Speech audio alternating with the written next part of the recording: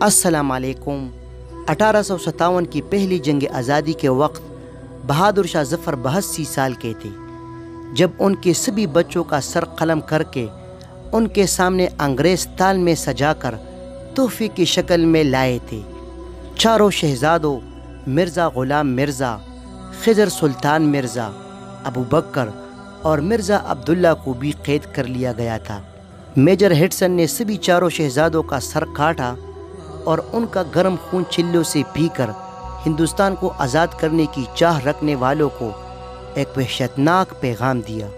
بہادر شاہ ظفر نے اپنے بیٹوں کے کٹے ہوئے سروں کو اپنے ہاتھوں میں لے کر درد بھرے الفاظ میں ان کے لیے دعا کرتے ہوئے کہا، تیمور کی اولادیں ایسی ہی سرخرو ہو کر باپ کے سامنے اپنا فرض ادا کرتے ہیں۔ اس کے بعد شہزادوں کے دھڑ کو توالی کے سامنے اور کٹے ہوئے سروں کو خونی دروازے پر لٹکا دیا گیا۔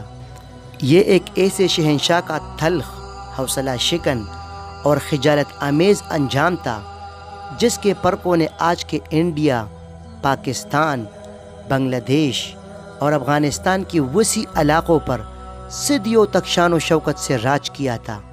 یہ بات درست ہے کہ بہادر شاہ ظفر کے پاس وہ سلطنت نہیں رہی تھی جو ان کے جد امجد اکبر اعظم یا اورنگزیب عالمگیر کے پاس تھی، لیکن اس میں بھی شک نہیں کہ 1857 کی جنگ آزادی میں ان کی پکار پر ہندوستان کے طول و عرض سے لوگ انگریزوں کے خلاف اٹھ کھڑے ہوئے تھے۔ اس جنگ میں شکست کے بعد مغل شہنشاہ پر غداری کا مقدمہ چلایا گیا اور انہیں قید کر کے میانمار کے شہر رنگون جلاوطن کر دیا گیا۔ آپ اگر کبھی رنگون جائے تو آپ کو ڈیگن ٹاؤن شپ کی کچی گلیوں کی بدبودار جگہوں میں آج بھی بہادر شاہ ظفر کی نسل کے خاندان مل جائیں گے۔ یہ آخری مغل بادشاہ کی اصل اولادیں ہیں، مگر یہ اولاد آج سرکار کے وظیفے پر پل رہی ہے۔ یہ کچی زمین پر سوتی ہے، ننگے پاؤں پھرتی ہے، مانگ کر کھاتی ہے اور ٹین کے ڈبوں میں سرکاری نلکے سے پانی بھرتی ہے، مگر یہ لوگ اس قسم پرسی کے باوجود خود کو شہزادے اور شہزادیاں کہتے ہیں۔ یہ لوگوں کو عہد رفتہ کی داستانیں سناتے ہیں اور لوگ قہقہے لگا کر رنگون کی گلیوں میں گم ہو جاتے ہیں۔ بہادر شاہ ظفر کی اگلی نسلیں انتہائی قسم پرسی کی زندگی بسر کر رہی ہے، جنہیں دیکھ کر یقین نہیں آتا کہ ان کے اسلاف نے کسی زمانے میں ہندوستان پر راج کیا ہوگا۔ وہی بہادر شاہ ظفر کہ جن کے اجداد کا کسی کو پتہ نہیں تھا کہ لوگ ان کا نام بھی بھولنے لگے، لیکن پھر رفتہ رفتہ ان کا دوبارہ ذکر ہونے لگا۔ دلی اور کراچی میں ان کے نام پر سڑکوں کے نام رکھے گئے۔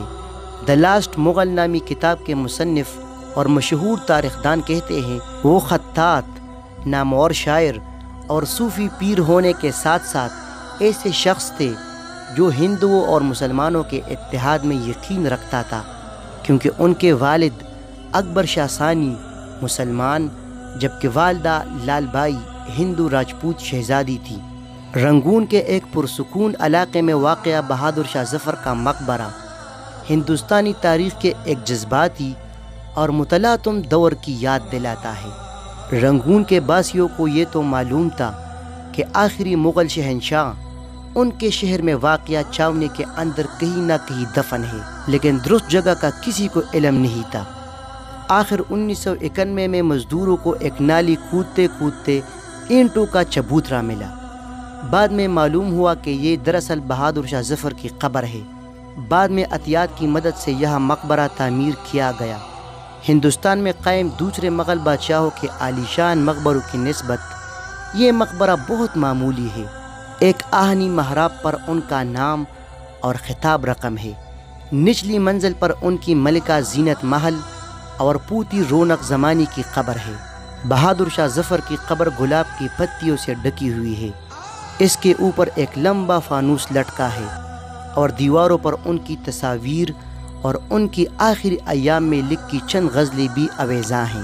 یہ مقبرہ درگاہ کا درجہ اختیار کر گیا ہے۔ یہاں آج بھی رنگون، انڈیا اور پاکستان کے مسلمان حاضری دیتے ہیں۔ 1991 میں مقامی مسلمانوں نے زینت محل کی قبر کے ساتھ ایک یادگار قبر بنائی اور انگریز سرکار نے بہادر شاہ ظفر کے نام کا کتبہ لگایا، جس پر لکھا، اس مقام کے نزدیک آخری مغل بادشاہ دفن ہے۔ ناظرین، شہنشاہ ظفر کی اس کہانی کے بارے میں ایک کمنٹ ضرور دیجیے گا۔ اگلی ویڈیو کے ساتھ پھر ملیں گے، اس وقت تک اجازت دیجیے۔ اللہ حافظ۔